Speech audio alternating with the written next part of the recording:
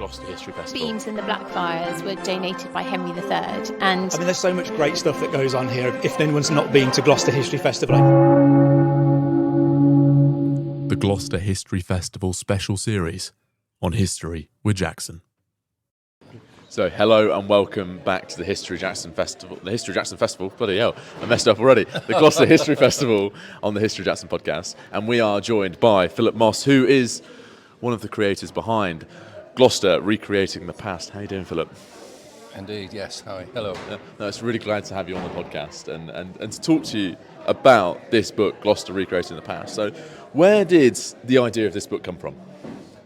Well, it's one of those things that I'm thinking back about it. I'm not quite sure how it happened to me. The thing was, it was mainly through sort of Andrew Armstrong, who is the city archaeologist.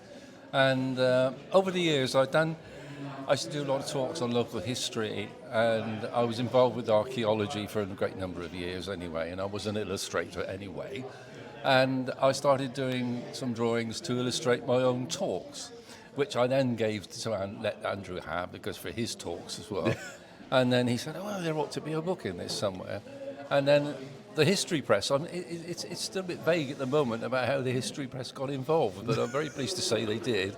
And so consequently, lots of the reconstructions, basically most of them already existed, because I'd done interpretation of Roman sites and medieval sites and buildings and this sort of thing. Yeah.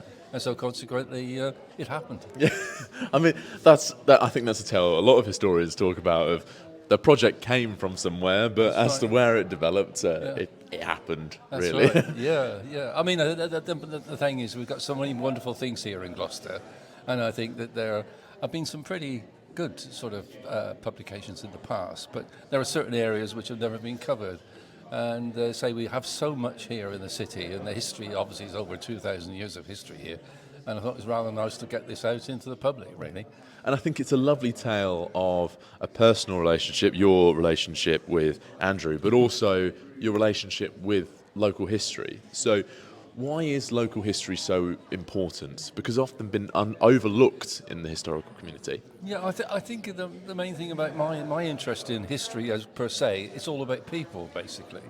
And I think when you look back in history and you sort of suddenly names crop up and you read something and well, who the hell was he, or what's this all about? And I suddenly found that the more I explored it through, you suddenly get this thing about people. And I think that's what really interests me, is say their lives and right the way throughout Gloucester's history. I think that's a beautiful way of looking at it. We often, as I said, with local history, often overlook local history, but forgetting the role that people play within that is absolutely. Is something And we also, do. you things happen in Gloucester even through up to the modern day, and you thought, hang on, this rings a bell. I mean, the problems that Gloucester people had in the medieval period, you still got some of it around today. And I mean, it is history repeating itself, and I just find it absolutely fascinating, and also trying to bring to life some of the bits and pieces that have disappeared. And I think people appreciate it, because they can't envisage what it would have looked like at the time, because sometimes you get the archaeology, which is just a few piles of stones in the ground, but when you realise it, you can interpret that and then say, well, that's what it really looked like, Well, that leads into my next question, rather perfectly actually, is, what challenges were there in creating this book?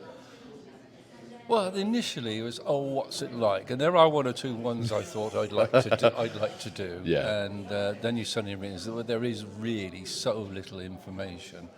And often when you look back through old engravings, and very often you go through some of the older history books, you can get a good idea about what it may have looked like. And I have to admit that sometimes you wing it a little bit, because you think, well, of course we do. Yeah. And I do say in the start of the book, I said that all these drawings were done with the best information available, and I just hope in the future, when more information comes available, people will actually correct it and put their own drawings up, Yeah, and I think that's a lovely way of looking at this history as being an evolutionary process. Well, a very good friend of mine, I won't mention his name, is a very well-known, respected archaeologist, and he has dug and published over the years, and he said, I do like to fly a kite. And he said, and that's when he does in his conclusions, he makes perhaps some interesting statements in the hope it pushes somebody else to say, well, hang on, and research goes on, and all of a sudden you get a new slant on something. And that's a lovely cyclical process. Now, I may have just asked a difficult question. This one's probably going to be even more difficult. Like asking a mother to choose their favourite child. But which was your favourite piece to do in here? Oh, See, I told you it'd be more difficult, didn't I? that is difficult. I mean, I did so many of these over such a long period of time. And I know it's old hat to say, well, the one I'm really interested in is the one I'm working on at the moment. But I think quite like the one on the cover. I mean, Andrew and I were saying, well, this sort of embodies building. It says something about the book, and there's people and of course. at the front. And all of it's been wonderful, really. In it, we've got a reconstruction of the tabular set. The earliest known backgammon set was discovered here in Gloucester, and I had to draw up all the bits and pieces archaeologically, and also then to do a reconstruction of it. I mean, that was incredibly satisfying. But then again, all of them. No, I think that's a brilliant answer. Now, I've got a final fun question for you, as I do for all guests here on the History Jackson podcast.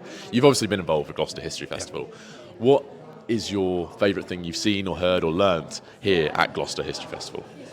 Well, we've been going for 11 years, or so, or 12, I can't remember. Yeah. It's a long time. This,